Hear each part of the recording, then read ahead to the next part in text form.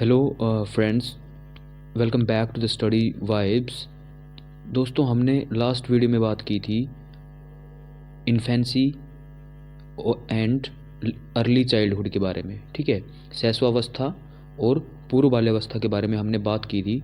अभी जो बात करने जा रहे हैं हम, दैट इज़ लेटर चाइल्डहुड, या फिर इसको बोला जाता है उत्तर बाल्यावस्था। उत्तर बाल्यावस्था के अंदर या लेटर चाइल्डहुड के अंदर ये जो एज है हमारी, ये 6 से और 12 साल तक कंसिडर की जाती है। 6 से 12, इस एज को हम एलिमेंट्री स्कूल एज भी बोलते हैं। ठीक है, एलिमेंट्री स्कूल एज बोला जाता है इस एज को। कौन सी एज को? लेटर चाइल्डहुड, जो 6 से 12 साल का बच्चा होता है। ठीक है, यानी कि एलिमेंट्री एजुकेशन जो है वो 6 साल का जब बच्चा होता है तब उसकी स्टार्ट हो जाती है। उसके बाद इसको हम कह सकते हैं this is kind of troublesome as.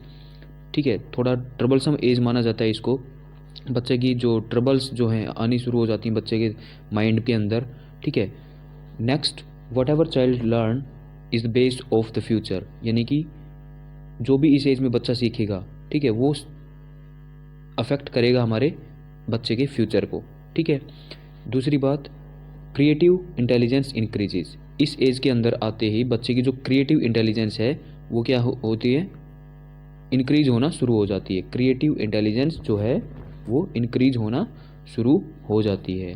Next अगर बात करें, सो this is about peer groups, यानी कि बच्चा जो है पीयर्स के साथ रहने लगता है, अपने दोस्तों के साथ टाइम बिताने लगता है। ठीक है, यानी कि इस टाइम पर जो है पीयर्स के ग्रुप बनने शुरू हो जाते हैं। ठीक है, उसके बाद अगर बात करें, this is the age where physical growth is slow. इस एज में ना बच्चों की जो है लेटर चाइल्डहुड के अंदर बच्चों की जो फिजिकल ग्रोथ है वो बिल्कुल धीरे हो जाती है। ठीक है, फिजिकल ग्रोथ जो है इस एज के अंदर क्या होती है? स्लो हो जाती है। उसके बाद बोन्स आर हार्डन, हड्डियाँ जो हैं वो मजबूत होने लगती हैं। इंटेलेक्चुअली अगर बात करें तो थिंकिंग जो है, थिंकिंग में लाइक इंक्रीमेंट आता है। थिंकिंग प्रोसेस जो है वो चेंज होने लगता है और स्ट्रॉन्ग होने लगता है। मेमोरी जो है उसमें भी काफ़ी बदलाव आता है, तेज़ होने लगती है। फोकस जो है बच्चे का, कंसंट्रेशन जो है वो बढ़ जाती है। ठीक है, कौन सी एज में? जब 6 से 12 साल का बच्चा होता है तब। ठीक है, उसके बाद इंक्रीजेज कैपेसिटी टू लर्न। भाई ओबियस सी बात है, थिंकिंग बढ़ेगी 6 से 12 साल के बच्चे की, मेमोरी बढ़ेगी, तो जो इंक्रीजिंग कैपेसिटी है, कैपेसिटी टू लर्न है, सीखने की क्षमता जो है वो भी क्या होगी? बढ़ेगी। उसके बाद अगर बात करें तो इसमें जो है active participation in the society बच्चे का स्टार्ट हो जाता है। बच्चा सोसाइटी के अंदर अपना पार्टिसिपेशन जो है वो शुरू कर देता है, यानी कि सामाजिक चीज़ों में भी वो भागीदारी अपनी दिखाने की कोशिश करता है, दिखाना चाहता है। ठीक है, लर्न सोशल रूल्स, और सोसाइटी के जो रूल्स हैं उनको भी सीखना शुरू कर देता है। जब 6 से 12 साल का बच्चा होता है तो आपने भी देखा होगा कि जब हम 6 से 12 साल की उम्र में थे, या फिर हम बच्चों को देखते हैं अगर, तो वो सोसाइटी के नियमों के हिसाब से चलने की कोशिश करते हैं। ठीक है, अगर उनसे नहीं भी हो पाता है तो दिखाते ज़रूर हैं कि like they are following the rules of the society. Getting my point? So this is the age where active participation of the children start. Next we have is play age. Play age और gang age जो है इसी as को बोला जाता है। इसमें बच्चा जो है दोस्तों के साथ मिलके एक लाइक गैंग टाइप जो है उनकी एक बनने लगती है, वो ग्रुप बनने लगता है बच्चों का। ठीक है, तो पीयर ग्रुप बनने लगते हैं, तो that's why this is also known as gang age. Next we have emotions like fear, anger, joy, anxiety. ये भी बच्चे के अंदर ज़्यादा पनपने शुरू हो जाते हैं। ठीक है, जैसे बच्चा चीज़ों को समझेगा, फियर, एंगर, जो भी चीज़ है ये सब कब पनपेंगी? जब बच्चा बाहर निकलेगा, सोसाइटी में जाएगा, स्कूल में चीज़ें सीखेगा, तो उसके दिमाग में फियर भी आएगा किसी चीज़ को लेके, किसी चीज़ के को लेके उसके अंदर गुस्सा भी होगा। ठीक है, किसी चीज़ को वो उससे एन्जॉय भी, मतलब एन्जॉय करेगा बच्चा, तो उसको आनंद भी आएगा किसी चीज़ से। ठीक है, किसी चीज़ की उसको फ़िक्र भी होगी। तो ये सब चीज़ें जो हैं इस एज में स्टार्ट हो जाती हैं। यानी कि let us revise the things again. Later childhood is basically considered from 6 to 12, and in this age is known as elementary school age। elementary school age भी कहा जाता है इसको, ट्रबल सम एज भी माना जाता है इसको। Apart from this age is the base of the future. Next, क्योंकि 6 से 12 साल का जो बच्चा होता है, जो चीज़ें स्कूल में सीखेगा, जो एनवायरनमेंट में सीखेगा, जो सोसाइटी के अंदर सीखेगा, वही चीज़ें जो है आगे पनपना शुरू हो जाएंगी धीरे धीरे, ठीक है, और उन्हीं का बेस बनेगा और वही फ्यूचर हमारा क्या करता है, डिसाइड करता है, ठीक है। नेक्स्ट इज़ क्रिएटिव इंटेलिजेंस जो है वो बच्चे की इंक्रीज हो जाती है, यानी कि क्रिएटिविटी के मोड में आ जाता है बच्चा, ठीक है। वो चीज़ें जो करता है वो कुछ नया करने की भी कोशिश करता है, क्रिएटिव करने की भी कोशिश करता है, पीयर ग्रुप्स बनने लग जाते हैं, ठीक है, किस एज में, लेटर चाइल्डहुड एज में। That's why this is also known as gang age, ठीक है। उसके बाद अगर बात करें तो फिजिकल ग्रोथ जो है, इसमें ध्यान रखना है, फिजिकल ग्रोथ जो है लेटर चाइल्डहुड में क्या होती है, स्लो होती है। बोन्स जो हैं वो हार्ड होना स्टार्ट हो जाती हैं, हड्डियाँ स्ट्रॉन्ग होना स्टार्ट हो जाती हैं। इंटेलेक्चुअलिटी लेवल जो है वो इंक्रीज होने लगता है। थिंकिंग में, मेमोरी में, फोकस में, जो कंसंट्रेशन पावर है उसमें चेंज आता है, इंक्रीज होती हैं वो सब चीज़ें, ठीक है। और ये सभी चीज़ें इंक्रीज होंगी तो क्या होगा, इंक्रीज कैपेसिटी टू लर्निंग की जो कैपेसिटी है वो भी क्या होगी, बढ़ेगी। उसके बाद सोसाइटी के रूल्स रेगुलेशंस को सीखना चाहता है बच्चा, इस एज में स्टार्ट कर देता है। सोसाइटी के अंदर पार्टिसिपेशन उसका जो है, सोसाइटल पार्टिसिपेशन वी कैन से, वो जो है स्टार्ट हो जाते हैं, ठीक है। प्ले एज या गैंग एज बोला जाता है इसको। इमोशंस जो हैं वो भी क्या होने लग जाते हैं, गियर अप होने लग जाते हैं, यानी कि बढ़ने लग जाते हैं, इंक्रीज होने लग जाते हैं। Next we have the very important age, that is adolescence.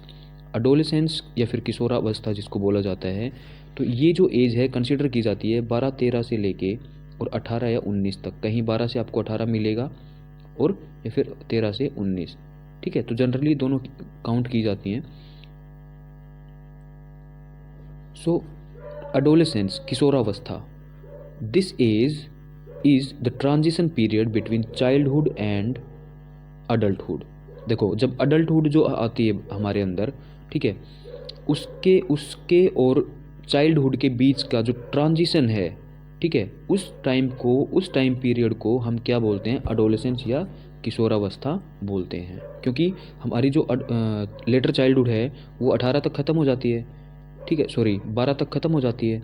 तो 12 से लेके और 19 साल तक या फिर 18 साल तक जो एज है हमारी, वो अडोलेसेंस या किशोरावस्था के अंदर काउंट होती है। This word adolescence is came from adolescere, जिसका मतलब होता है टू ग्रो टू मैच्योरिटी, यानी कि बच्चा अब मैच्योरिटी की तरफ बढ़ चुका है। That's why this age is particularly known as adolescence या फिर किशोरावस्था इसको बोला जाता है। Stanley Hall, this is a famous quote and everybody knows it, that Stanley Hall ने कहा था कि adolescence is a period of intense stress and pressure, storm and conflict.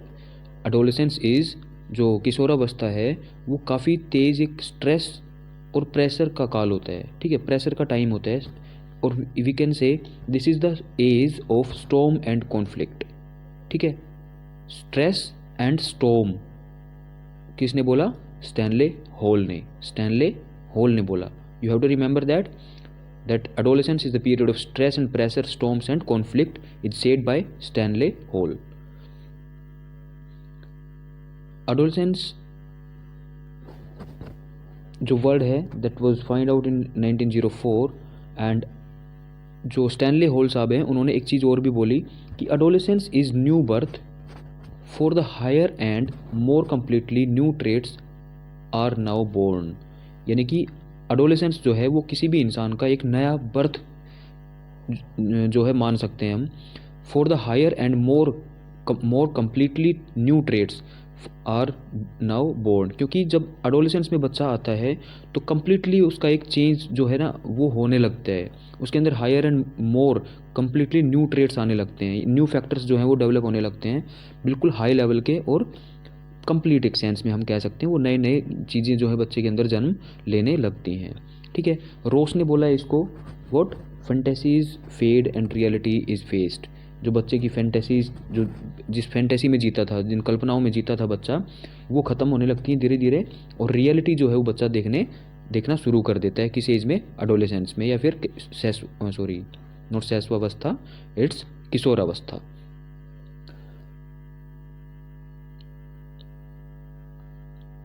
Next we have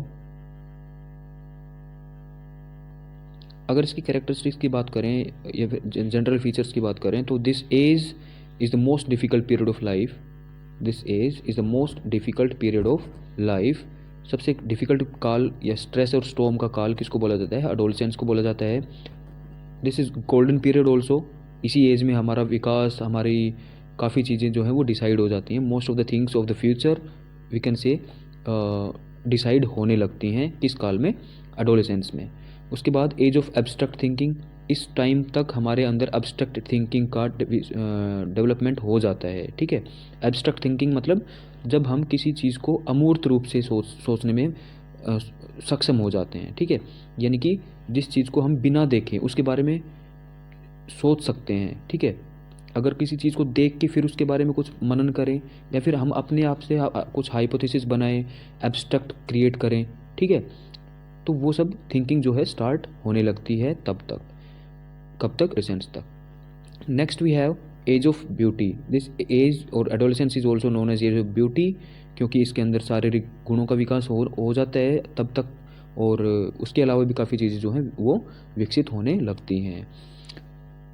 as of rational thinking. Next point is age of rational thinking. जब abstract thinking आ जाएगी बच्चे के अंदर, वो बिना देखे, बिना यानी कि कॉन्क्रीट थिंग्स जो है उनको भी उनके बारे में सोचने का तो उसके पास एक वो उनके बारे में सोचने में तो सक्षम है ही, बट साथ में वो एब्स्ट्रैक्ट थिंकिंग भी कर सकता है। तो रेशनल थिंकिंग तो ऑब्वियस सी बात है, उसके अंदर लॉजिक आ जाएगा।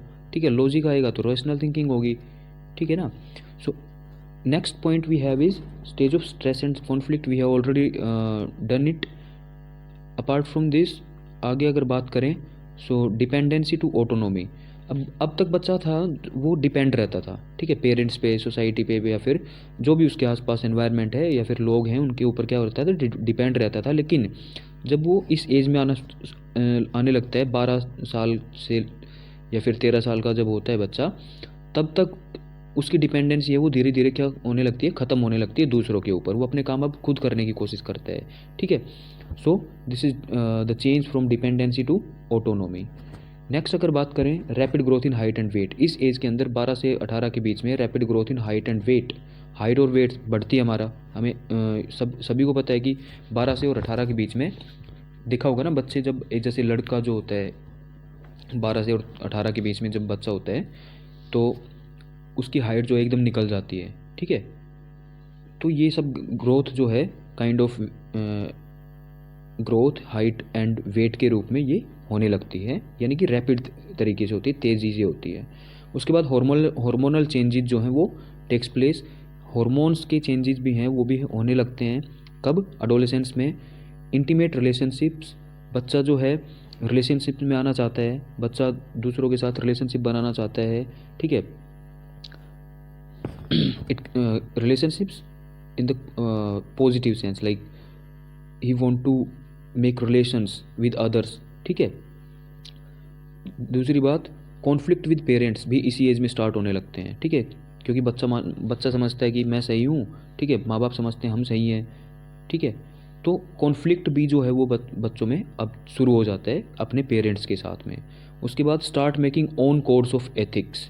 बच्चा जो है खुद के कोड ऑफ एथिक्स बनाने शुरू करता है। ठीक है, यानी कि खुद के लॉ, खुद के एथिक्स, खुद के नियम, खुद के कायदे कानून वो बनाने की क्या करता है? कोशिश करता है। उसके बाद डेवलपमेंट ऑफ इमेजिनेशन। इमेजिनेशन भी कब डेवलप होती है? एडोलेसेंस में डेवलप होने शुरू हो जाती है। Social consciousness, group loyalty. बच्चे के अंदर सामाजिक जागरूकता आती है। ठीक है, सामाजिक एक तरीके से वो सोशल कॉन्शियस होने लगता है सोसाइटी के प्रति। ठीक है, ग्रुप लॉयल्टी, वो बच्चा जो है इस एज में ग्रुप के अंदर अगर रह रहा है तो उसमें लॉयल्टी दिखाने की कोशिश करता है। He want to prove himself. ठीक है, and this creates what? Identity crisis, क्योंकि बच्चा अपनी एक आइडेंटिटी इस्टेब्लिश करना चाहता है सोसाइटी के अंदर।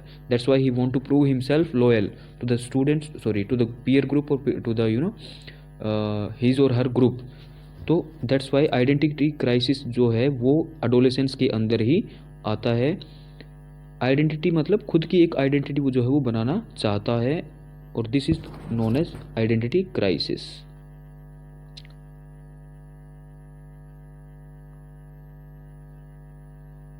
अब अगर बात करें nature of education in adolescence. This is very important to know about the nature of education in adolescence because adolescence जो है वो एक टीजीटी और पीजीटी की अगर बात करें तो दोनों में जो है एडोलेसेंस का जो महत्वपूर्ण रोल जो है माना जाता है, ठीक है। तो इसके बारे में, एजुकेशन के बारे में भी हम जानेंगे कि एडोलेसेंस के अंदर जो है किस प्रकार की एजुकेशन जो है वो इम्प्लीमेंट होनी चाहिए। तो physical health and education, physical education और हेल्थ एजुकेशन जो है वो इम्प्लीमेंट हो जानी चाहिए अब तक, ठीक है। उसके अलावा availability of different subjects from sections of course, अब अलग अलग सब्जेक्ट्स जो हैं वो बच्चे के पास आ जाने चाहिए क्योंकि अब तक उसमें क्या आ चुका है, एब्स्ट्रैक्ट थिंकिंग आ चुकी है, उसके अलावा लॉजिकल थिंकिंग जो है आ चुकी है, रैशनलिज्म जो है उसका डेवलपमेंट हो गया है उसके अंदर, उसके अलावा इमेजिनेशन जो है वो अच्छे से कर सकता है बच्चा। तो ये सब चीज़ें आ गई हैं, तो उसके पास अब अलग अलग सब्जेक्ट्स की वैरायटी भी जो है वो कोर्स के अंदर होनी चाहिए। Next, debates, poetry writing, presentation, literary activities, इन सब से भी बच्चे को रूबरू कराना अब शुरू कर देना चाहिए क्योंकि बच्चे के अंदर वो सब चीज़ें अब डेवलप हो चुकी हैं जो उसके अंदर होनी चाहिए। किसके लिए? इन सब चीज़ों के लिए, डिबेट्स के लिए, पोइट्री राइटिंग के लिए, प्रेजेंटेशन बच्चा दे अपनी, ठीक है, लिटरेरी एक्टिविटीज़ जो है वो भी करे। तो ये सब चीज़ें बच्चे के अंदर, जो एडोलेसेंस के अंदर जब आता है बच्चा, तो ये सब चीज़ें उसके ऊपर लागू होनी चाहिए। This is the nature of education. Pre occupational education, अब उसको जो है ऑक्यूपेशन से रिलेटेड भी एजुकेशन देना शुरू कर देना चाहिए। The main is another one, the main aspect is sex education is also there, ठीक है। सेक्स एजुकेशन भी जो है वो बच्चों को दे देनी चाहिए क्योंकि अब जो बच्चा है पूरा मैच्योर होने लगता है, ठीक है। This is the age of maturity, we know this. तो बच्चा जो है मैच्योर होने लगता है तो सेक्स एजुकेशन भी कहीं ना कहीं इंपॉर्टेंट बन जाती है यहाँ पे। उसके अलावा education for philosophy of life, somehow we should give the the means of life, like meaning of life और philosophy of life जो है वो भी बताने शुरू कर देने चाहिए बच्चे को, यानी कि इस टाइप की एजुकेशन भी बच्चे को देनी शुरू कर देनी चाहिए। उसके अलावा जो है restrict development of criminal tendencies, अगर कोई बच्चा क्रिमिनल टेंडेंसी लेके उभर रहा है, ठीक है, तो उसको रोकना चाहिए, रेस्ट्रिक्शन लगानी चाहिए उस पर, like with the positive attitude और पॉजिटिव डीलिंग जो है वो करनी चाहिए। और उसके अलावा गाइडेंस एंड काउंसलिंग अवेलेबिलिटी, बच्चे के लिए गाइडेंस और काउंसलिंग की भी सुविधा प्रदान करनी चाहिए। So such kind of education, nature of education must be there in the age of adolescence. So this is how we came to know about the adolescence and later childhood, the features and the nature of education in adolescence. So I hope ये आपको समझ में आया होगा अच्छे से। Next videos में हम आगे बात करेंगे अलग अलग थियरीज़ की रिलेटेड टू डेवलपमेंट। सो तब तक बने रहिएगा। Thank you very much for watching the video. Thank you again.